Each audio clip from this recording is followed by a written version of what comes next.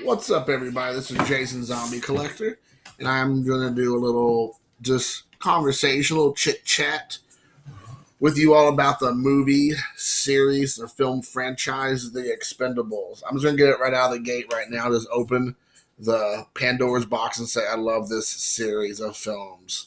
I think a lot of people kind of like poo pooed on them because it's so over the top, but if you grew up in the 80s, you remember all action films are over the top. I would challenge you to say that these are almost based a little bit more in reality than some of the 80s films of action superstars and megastars from back in the day. It's just it's next level cheese. And I have to say that Stallone does such a great job with these movies. I think he wrote all three of them. I heard there might be another Expendables movie where they kind of like officially move it on to the younger generation and add more people to it that's a little bit younger. But I just love it's just like it's a love letter really to the action movie fans of the 80s and in the 90s.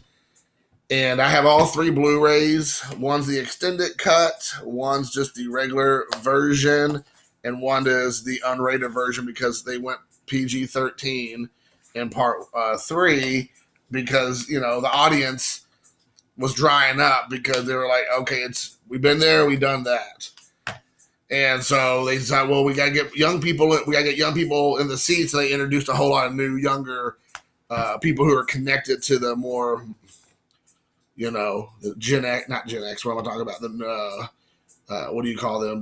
What do you call that generation that's after Generation X? What do you call that generation, Luca? I don't remember. Millennials. Oh, yeah. There you go. I am so uninterested in the millennials because they're ruining our country that I actually couldn't even think of the word. I've tried to delete it. Delete it out of my system. So here's the first one up. I feel like I don't really have to, probably for my crowd, I don't have to really explain it, but essentially all three films, there's a bad guy and there's a good guy, like kind of like soldiers for hire. And they are asked by a shadowy government agency to go and like fix an international problem. In every movie, there is a bad guy that needs to be handled, and the Expendables are called in to take care of business. So the first movie, you have Sylvester Stallone, Rocky. You got Jason Statham, which he's in tons of stuff. You have Randy Couture, who I think is an MMA fighter from back in the day. You have Stone Cold Steve Austin as the bad guy, essentially the main bad guy as far as physicality goes. You have Jet Li. You have Terry Crews, Dolph Lundgren. We all remember Dolph Lundgren in Rocky IV as the Russian. I will break you. Mickey Rourke in all his Botox glory, and Bruce Willis shows up in this as a little wink wink and all that, which is really cool. Is I don't want to give anything away just in case. There's a couple of little sneaky peeky things that happen in the Expendables franchise that little winks and nods to the films of the yesteryear. But it's a fun movie. This is the Blu-ray edition. All these actually are Blu-ray editions, but it's great. It's a great fun. And I highly recommend it just because it's nonstop action. Oh, look at that. I got a special little there you go. Yeah, I got my kiddo. He's back. He's back. Finally, we're able to, with the whole hashtag Rona thing, start having him back at the house more frequently. So I'm super thrilled with that. We've been able to see each other off and on for the last couple of months, once a week, maybe twice a week. But he hasn't been back like our normal living arrangement. So it's been awesome to have him back here at the house and being his normal, silly, goofy self. I'm so blessed and so grateful. So, but this is the extended director's cut. And again, like guys, the premise of these movies are almost like Luca could have created himself. It's not like this is a deep theological, story that we're looking for. We're looking like bad guys did bad things, good guys come and take care of bad guys. That's essentially what we're doing here. But anyways, you have Eric Roberts plays a bad guy also in this. He plays like the main bad guy, but of course Eric Roberts is not a physical threat to anyone really. So that's why you have Stone Cold Steve Austin in here. I highly recommend the movie because there's a lot of this great fighting in this.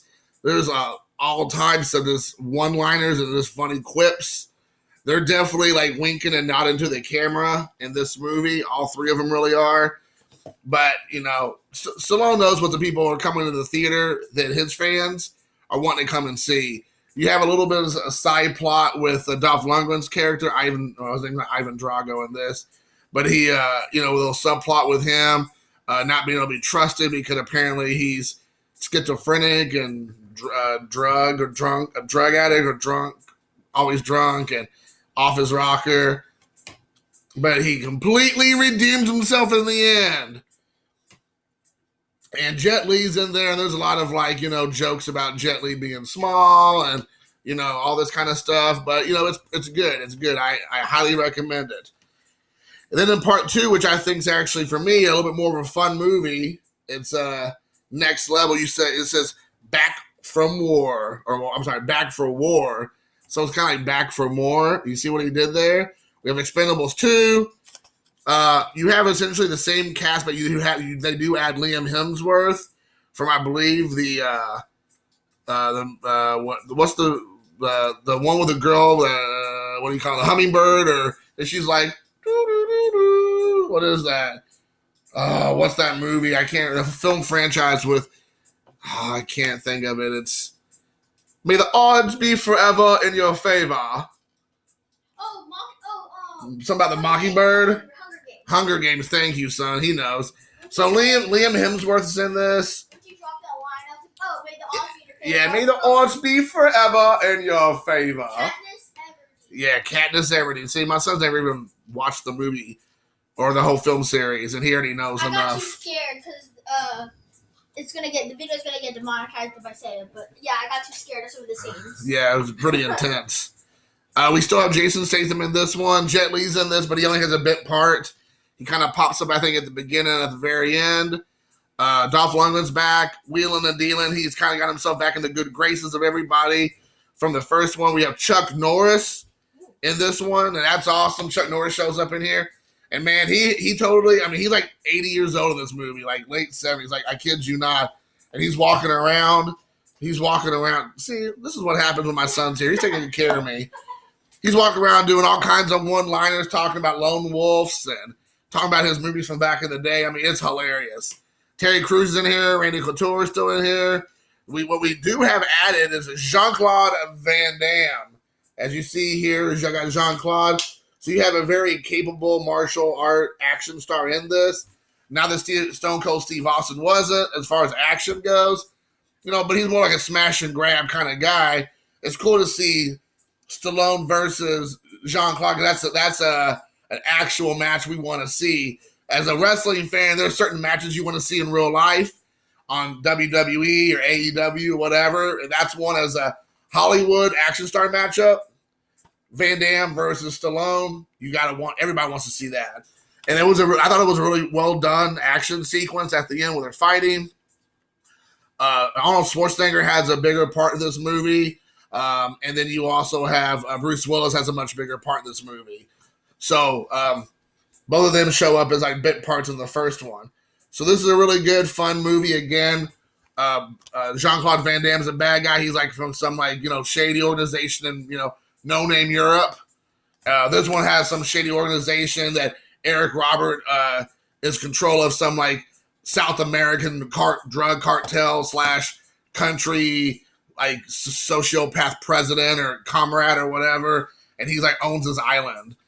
So like I said, it's almost like a James Bond type of villains we're talking about here. So again, this one's great because Jean-Claude Van Damme actually is somewhat intimidating as far as the real fighting, and they're all like this guerrilla organization going around killing people. And they set the movie up pretty early on, and some of these people in this front cover don't make it to the next scene or the next movie, or they don't even make it out of the first couple minutes of the movie.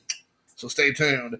And then lastly, this one was a lot of fun. This is Expendables Part 3 or Expendables Part 3. A lot of people poo-pooed on it because it's PG-13, But the action I thought was great. I thought they had to be more creative than what they couldn't have been just like everybody's not getting decapitated and shot all to Hades and sliced in half and also so there was a lot more fighting opposed to pop, pop, pop, pop headshots like it's John Wick, which the first two Expendable movies are like kind of like John Wick on even more like John Wick. It's like John Wick's on steroids on the cream and the clear. But on this one, there's a little bit more action in it. They introduce a bunch of new characters. As you see here, it's like a high school reunion. Like it's like a high school picture from a 20-year reunion. Everybody's back from the original couple who made it. The new additions, Jet Li's in here a lot more, so that's good. The new addition is Antonio Banderas. He's actually pretty funny in it. I liked it. Some people kind of poo-pooed on him being in it. We have Kelsey Grammer. Frazier is in this, a.k.a. The Beast from the X-Men Part 3, The Last Stand, which I like that movie. That's another movie that gets kind of poo-pooed on. You have Ronda Rousey. Is it Rousey? I mean, I guess that's how you pronounce the name, Ronda Rousey. She is in it, and she plays the first female addition to the Expendables. And, of course, they have to introduce her character as if she's as capable, if not more, than a man to whoop some bootay and smack some dudes around. They actually even make a present to say, well, not only was she so tough, she did it in high heels. And I'm like, oh, here we go again. But she obviously, we all know in real life, she's a very capable fighter. She's an MMA fighter, and she came in my house, she'd beat me up. There's nothing I could do. I'd already be tapping out before she even got through the door. I'd be like, all right, I tapped out. So no disrespect to her. And then the other guy that's been added, there's a couple of the younger guys I don't really know as much about them. Harrison Ford shows up in this. Harrison Ford, man, can you believe it? Han Solo's in this. Also, a.k.a. Indiana Jones is in this. Oh, yeah, He's a helicopter pilot. Yeah. So you got Han Solo in here. He shows up. Then you have Blade. Wesley Snipes is in this. He looks like Frederick Douglass at the beginning of the movie, but then later on he gets back into his normal Wesley Snipes ways, and they call him Dr. Death or something. They all have like kind of like nicknames, by the way, in all these movies. Some of them stick more than others, and a lot of times their nicknames get played out because they do all these one-liners and cheesy jokes throughout all three movies. But his name's like Dr. Death or whatnot. And then the bad guy is Mel Gibson, guys. Riggs, man. Right here, we also have Braveheart. Freedom! And again, like I talk about my other movies, a lot of people, for whatever reason, I mean, Mel Gibson's a fantastic actor, even a better director, in my opinion. And because he made a mistake way back in like the early aughts, people still want to like treat him like he's just like, the most terrible person in the whole wide world. And, want to, just treat him like garbage still. And then you don't let the guy move on. Just move on. He apologized. There's only so much apology you can do to move on. But he shows up in this, and he's the main bad guy. And again, Stallone and him fight. Stallone always has to have the last battle. His name in the show is Barney. Stallone is Barney, which I think is hilarious. And him and Stallone fight. And again, it's not, Mel Gibson's never known to be like a real, fighter in his movies. He's more like just a puncher and reacting a lot and shoot. He's not really like, let's throw down and fight each other man to man, which they do that. I said do, I know that. But it's not like Jean-Claude Van Damme and Stallone has the best fight in all three movies because they both have been in movies where they're fighting a lot. So they can kind of have that realistic fight. With Mel Gibson and him, it's a lot more cuts and quick moves on the editing and a lot of standing around talking, and then they do some action, and then there's there might be some stunt double work in there. But again, it's fun. Mel Gibson hams it up. I think Mel Gibson and Harrison Ford obviously bring a next level because they're like Oscar-winning, I believe, actors or directors, or like at least Academy Award-winning, type of caliber. Everybody else, I'm not for sure their level of awards, but they actually bring a little bit more of a seriousness to it. Arnold Schwarzenegger's in this. He's in a lot more as well. When I say a lot more, like an extra 10, 15 minutes, maybe more than the other couple movies. But again, it's great. It's a good movie. I really enjoy it. It's fun. Like I said, Antonio Banderas is like a canary, does not stop talking, kind of like me, but the Latin version of me, and he has to prove that he's worthy to join the team. And if first no one wants to give him the time of day, they think he's just like some sort of wannabe misfit. But he proves his worth. Let's just say. But anyways, guys, this was fun for me. I hope you all enjoyed. I don't even know if anybody's still watching at this point. But Expendables 1, 2, and 3. If you seen them, let me know what you think. How do you think I did explaining it? Of course, I didn't go really deep dive into it. It's just more like a very surfacey thing. Just maybe for some of the younger fans out there, subscribers or viewers, what they might think about it. They haven't seen it. For all of us guys who's probably seen it, what are your all's thoughts about it? I would love to know your inside thoughts. Like it, didn't like it, whatever you thought. How do you feel like it relates to the 80s action movies? Whatever. Just like I said, I'm interested to see what you all think. I'm so excited to hear. This is one of my favorite ones I've done on video because it's a little bit different, But anyways, with all that being said, guys, thank you for checking out the video. Please comment, which is all I really care about. As I dropped one. Drop it like it's hot, you know what I'm saying? All right, until next time, peace.